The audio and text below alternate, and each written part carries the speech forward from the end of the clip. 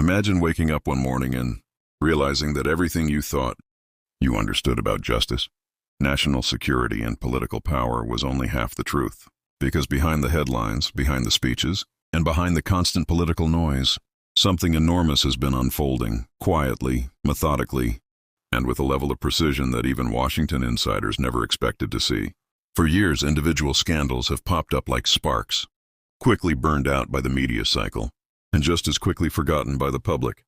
But recently, those sparks ignited into a firestorm, quiet resignations in the hundreds, a bombshell Supreme Court ruling that fundamentally shifts political power, a nearly 5-year federal terrorism mystery solved under a new administration, federal agents sweeping through neighborhoods, where fraud morphed into billion-dollar pipelines, and yes, elected officials being arrested in scandals that sound like the plot of a foreign political thriller.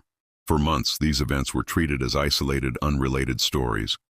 But when you place them next to each other, something startling emerges, an unmistakable pattern. A pattern that answers a question millions of Americans have been whispering. What exactly is being exposed and why now?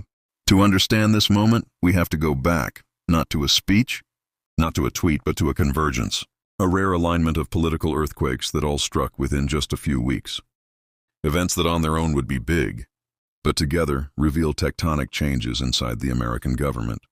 Within that short window, 5 major stories broke almost simultaneously. First, hundreds of federal attorneys resigned from the Department of Justice, many in protest. Second, the U.S. Supreme Court issued a ruling that effectively reshaped how congressional districts can be drawn nationwide. Third, after nearly 5 years of silence, an arrest was suddenly made in the January 6th pipe bomb case. Fourth, federal immigration. Authorities launched one of the largest targeted enforcement operations in recent memory, right in Minneapolis. And fifth, a Somali elected official in Maine was arrested on felony gun theft charges, his background unraveling into a web of suspicious activity. Any one of these stories taken alone would be newsworthy, but together, they signal something deeper, a structural shift in how the government enforces laws, how it responds to misconduct, and how it confronts long-ignored problems. We begin with the Supreme Court, the marble pillar of legal stability. For years, redistricting battles have been fought in lower courts, where judges often blocked new maps, based on claims of racial or partisan gerrymandering. Then came the shockwave, a ruling siding with Texas, allowing the state to use newly drawn congressional maps expected to flip several Democratic-held seats to Republicans. The significance wasn't simply the maps themselves. It was the legal reasoning. The court declared that Texas's redistricting decisions were based on politics, not race, and that states have the constitutional right to draw districts for partisan advantage. A lower court had blocked those maps, claiming racial motives. The Supreme Court rejected that argument, saying the plaintiffs failed to prove it. This ruling didn't just change Texas, it set a nationwide precedent. States from California to Florida now have a green light to reshape political maps. Mid-decade, as long as the motive is partisan, not racial, this opens the door to a massive reshuffling of congressional power, and both parties know it. While the judiciary was shifting power on paper, something equally dramatic was unfolding inside the Department of Justice. Enter Harmeet Dillon, the newly appointed Assistant Attorney General for Civil Rights, a name that instantly caused shockwaves inside Washington's bureaucracy. Within her second week, Dillon issued a memo that would ignite a political firestorm, simple, direct, and explosive in its implications. The memo announced that the Civil Rights Division would protect the rights of all Americans, not just select groups prioritized by previous administrations. It signaled an aggressive dismantling of federal DEI initiatives. It ended gender identity-based civil rights directives. It pledged to address growing concerns of anti-Christian bias. To the public, this may sound like equal protection under the law, exactly what we were taught in school. But to the deeply entrenched network inside the DOJ, it was heresy. Almost immediately, over 100 civil rights attorneys resigned, then dozens more. Eventually, more than 70% of the division's attorneys walked out.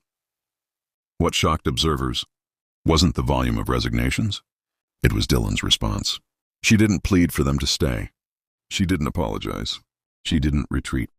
She welcomed the resignations, saying openly that the administrative state was self-cleansing and that ideologues unwilling to apply the law, neutrally were removing themselves.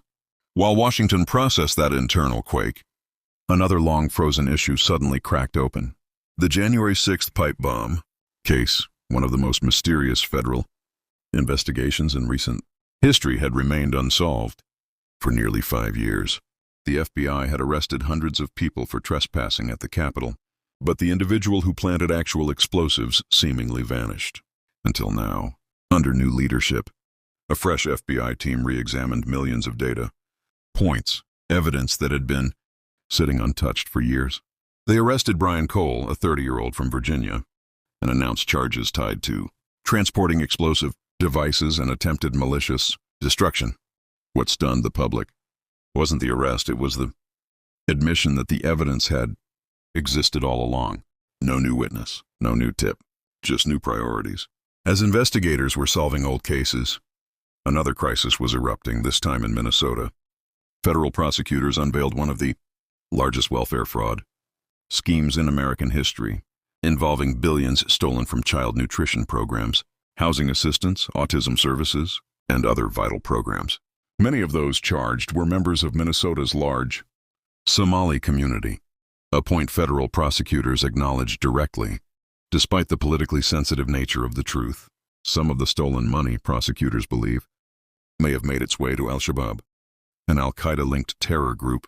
For years, warnings had been ignored, audits delayed, oversight dismissed. Then suddenly, the new administration sent more than 100 federal agents into Minneapolis. Armored vehicles rolled through neighborhoods. Major coordinated raids unfolded.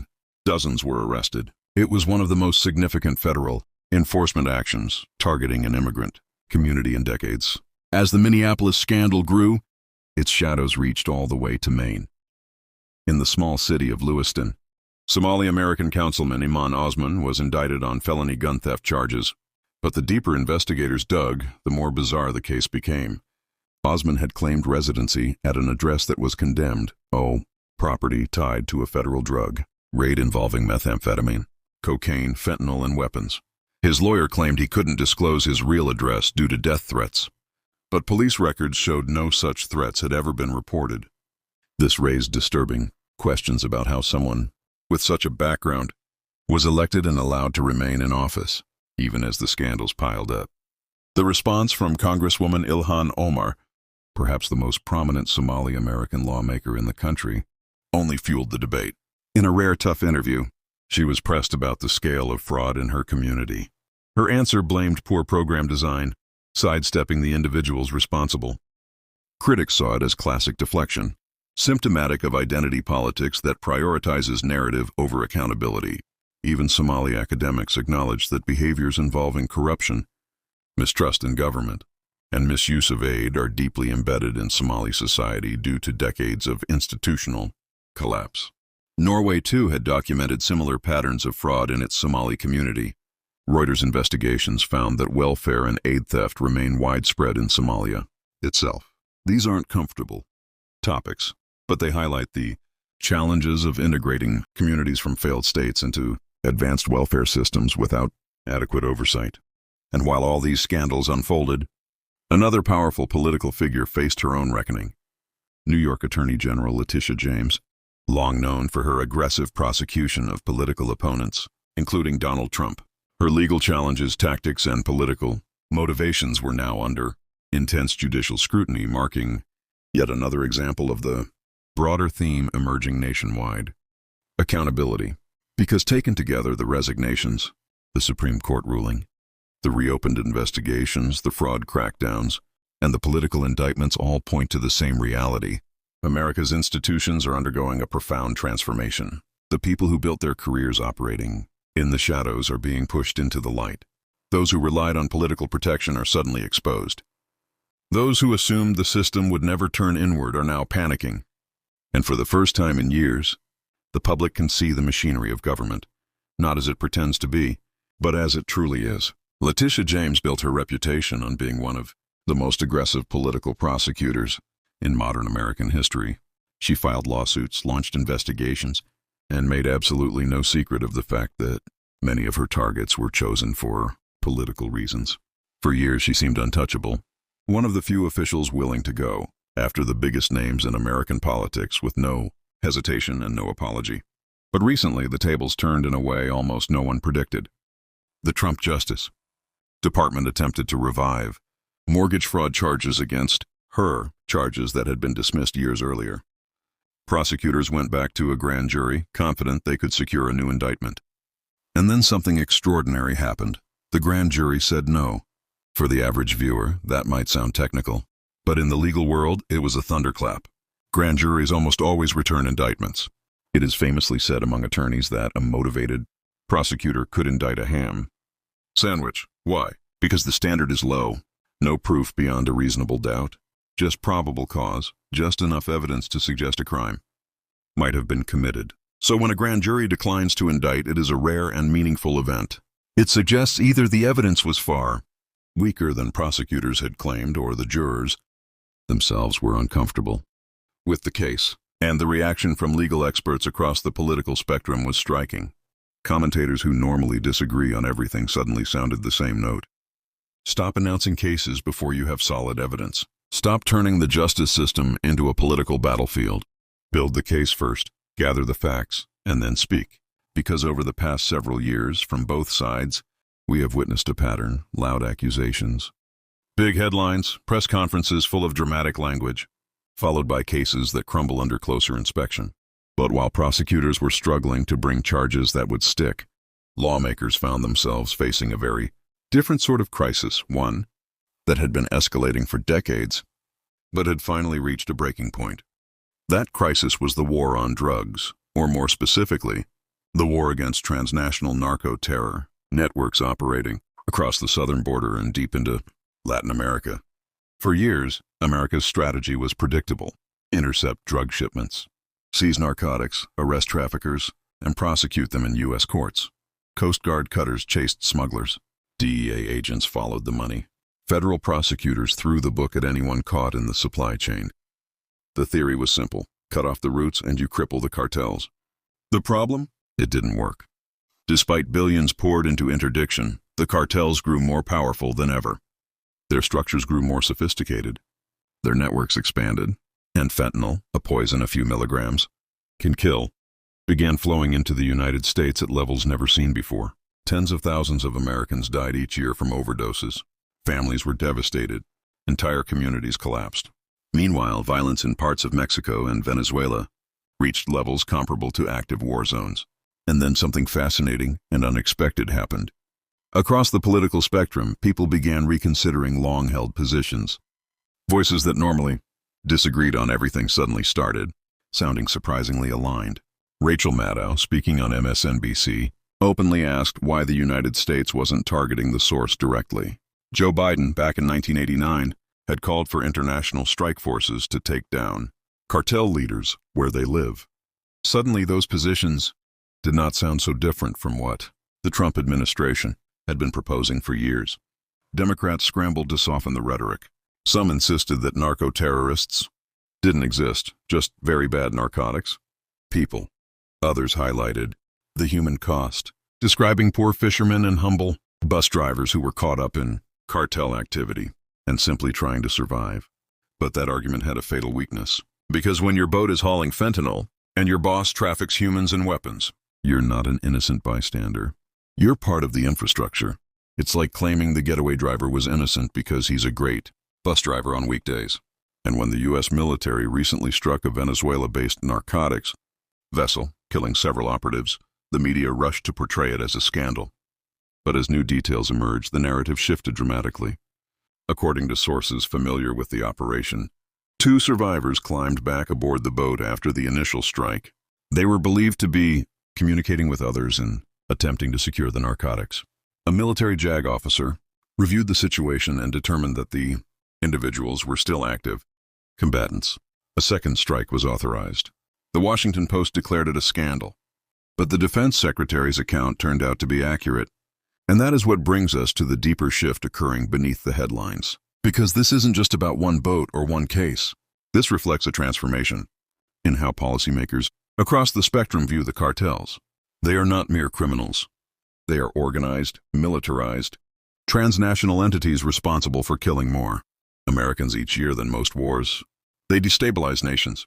They control territory. They operate global supply chains. At that scale, the old framework collapses. These are not local criminal groups. They are enemy combatants, and that realization is now shaping policy in ways the public is only beginning to understand.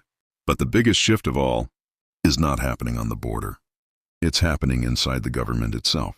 While these dramatic stories unfolded on the surface, something far more consequential was happening quietly in the background. A systematic restructuring of the federal bureaucracy. Many Americans heard about the mass resignations within the DOJ, but that was just one part of a much larger and more coordinated effort. Across dozens of federal agencies, the administration has deployed a series of tools, budget cuts, mission rewrites, personnel reclassifications to fundamentally reshape how the government operates. The Department of Government Efficiency, despite countless media claims that it was defunded or dismantled, is very much active. Its job? To identify whole programs, departments, and agencies for reduction or elimination. The Department of Education, USAID, layers of mid-level management across multiple departments. At the same time, individual agency heads like Harmeet Dillon are reshaping missions, internally changing priorities, roles and definitions of service. When 200 DOJ attorneys resigned, it wasn't viewed as a crisis. It was seen as the system cleansing itself of ideological resistance. Then came Schedule F, reinstated on day one of the new administration. It reclassifies tens of thousands of civil service roles as policy-based positions, removing job protections and enabling swift removals. And finally, there is silent budgetary impoundment, delaying or withholding funds without formally notifying Congress. Technically legal, extremely difficult to challenge, and extraordinarily effective. Together, these strategies form a coordinated pincer movement, restructure from above, reshape from within. The result? Nearly 320,000 federal jobs eliminated already, and the long-term target, up to 75% of the federal workforce in 3 years. To some Americans, that sounds dangerous. To others, it sounds overdue. Because the hard truth is this: much of the federal government no longer exists to serve the public. It exists to serve itself, to preserve budgets, protect bureaucrats, justify its own expansion, and resist accountability. And when someone finally uses the power of the executive branch to challenge that system, the reaction is immediate and furious. Which brings us to the question many Americans are asking: why now? Why is all of this happening at once? The answer is simple: because for the first time in decades, an administration is willing to actually use power. Not merely talk about reform, not merely propose symbolic changes, but take concrete steps that fundamentally alter the machinery of government. Individually, these stories appear disconnected. Prosecutorial failures, border operations, international strikes, Supreme Court battles, agency resignations, bureaucratic restructuring. But when you zoom out, a different picture emerges. One of the most significant ideological and structural shifts in American governance in half a century. Institutions long dominated by one worldview are now being forced to confront another. Systems that survived by operating in the shadows are being dragged into the light. Bureaucracies once considered untouchable are being dismantled, reformed, or restructured. And the people who benefited from the old system are panicking. Because once the public sees the truth, that the bureaucracy is not indispensable, that experts are not infallible, that the system is not sacred, everything changes. And that is what those in power fear most. Not the scandals, not the individual failures, but the exposure of a larger truth, that for years, the government served its own interests more than it served yours. Now that facade is crumbling. So what does this mean for America? For you, your family, your future? It means we are living through a genuine transformation, one that will shape our country for generations. It means the stories you see in the news, messy, confusing, dramatic, are symptoms of deeper changes happening behind the curtain. And the more you understand the big picture, the more clearly you can see the patterns. And it means we are entering a new era where truth, long buried, long denied, is finally rising to the surface. This is not the end of the story. It is the beginning of a new chapter. And the choices we make today will determine what America looks like tomorrow. Thank you for watching. If this helped you understand what's really happening behind the headlines, share it with someone who needs clarity. Subscribe for more in-depth breakdowns. And remember, the truth is always worth fighting for.